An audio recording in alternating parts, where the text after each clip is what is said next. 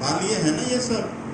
भागवत पढ़िए, गजेंद्र मोक्ष की कथा पढ़िए, गजेंद्र हाथी के रूप में, जामवंत को देखिए भालू के रूप में। ये सब का बड़ा विचित्र प्रसंग है।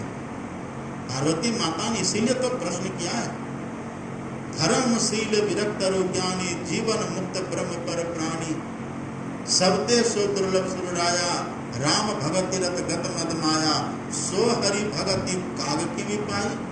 ये कौवा कैसे पा लिया?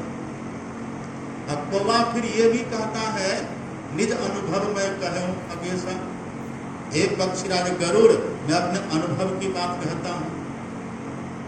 एक बात देखिए, जो कौवा पहले बिष्ठा पर चोंच मारता था, जो कौवा पहले मुर्दा खाता था, जो कौवा नीच निकृष्ट था, वो कौवा अब क्या कर रहा है?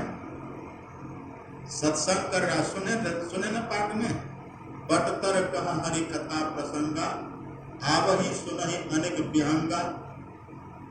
शंकर भगवान कहते का कुसुम जी सत्संग कर रहे थे, कथा कर रहे थे।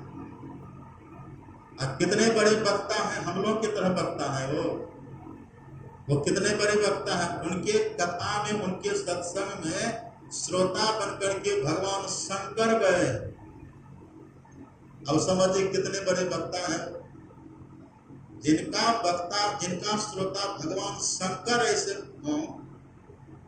अपने यहाँ तक 33 करोड़ है देव, महादेव कितने हैं?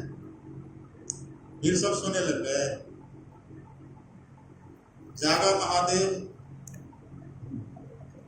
सोइए मत, आंख खोल के बैठी।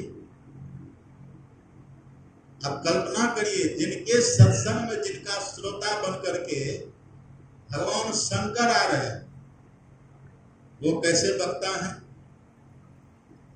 भगवान शंकर अकेले नहीं, गरुड़ जी ने पूछा था चरित्र भगवान शंकर से कि मुझे राम भगवान को देख करके मोह हो गया, आपको सुना करके ज्ञान की बात मेरे मोह का भंजन करिए।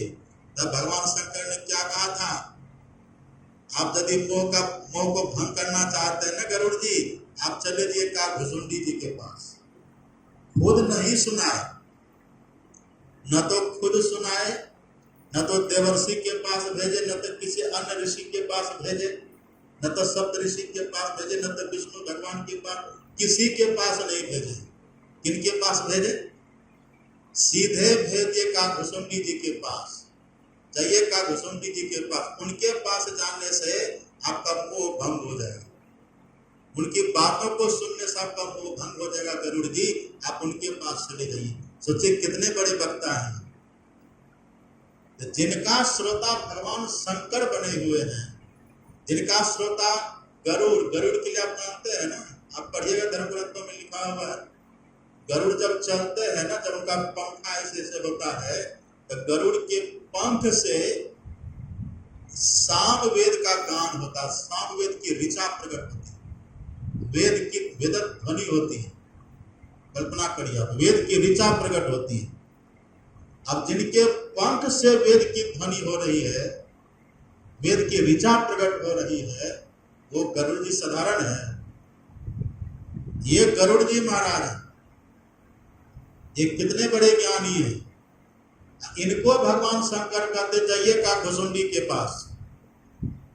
यदि आप मोह भंग करना चाहते हैं, आप काकभुसुंडी जी के पास जाइए। काकभुसुंडी जी वहां जाकर के, ये गरुड़ जी काकभुसुंडी जी के पास जाकर के शरणागत होते हैं, तब इनको वो सत्संग सुनाते हैं। कहाँ इतना नीच निकृष्ट है ये प्राणी, लेकिन इतने महान हो गए। माता पार्वती कहती है ये आखिर हो कैसे गया? अब कहने का भाव, पूछने का भाव, इनके भीतर जो गुढ़ार्थ है, जो तत्व, जो यथार्थता है, इसके भीतर जो रहस्य छुपा हुआ है, उसको माता पार्वती भगवान शंकर से प्रकट करवाना चाहती है। पार्वती कहते कहिए भगवान ये कैसे हो गया? माता सबरी को मिल गया, कोई बड़ी बात नहीं है। कबीर साहब को मिल गया, कोई बड़ी बात नहीं है। रविदास जी को मिल गया, कोई बड़ी बात नहीं है। 5 साल के ध्रुव को मिल गया, कोई बड़ी बात नहीं है। प्रहलाद जी को माँ के पेट से ही ज्ञान हो गया, मनुष्य है, कोई बड़ी बात नहीं है। मीरा को देखिए ज्ञान हो गया, कोई बड़ी बात नहीं है। सदना कसाई था, कसाई समझ रहे ना, जो रात दिन मांस का बिजनेस करे, व्यापार करे, वो कसाई है, उसको वो हो गया। ये कोई बड़ी बात नहीं है। आश्चर्य की बात तो ये है, जब ये कौवा को हो सकता है तो इन सबको भी हो सकता है, इसमें आश्चर्य की क्या बात है? जब इन सबको हो सकता है, हम सबको नहीं होगा। फिर कब होगा? जब हमारी दिशा ठीक होगी, तब, जब हमारा ज्ञान ठीक होगा तब। अभी पता, हम 18 दिन तक वृंदावन से रह करके इधर आए, 18 दिन तक वृंदावन में रहे।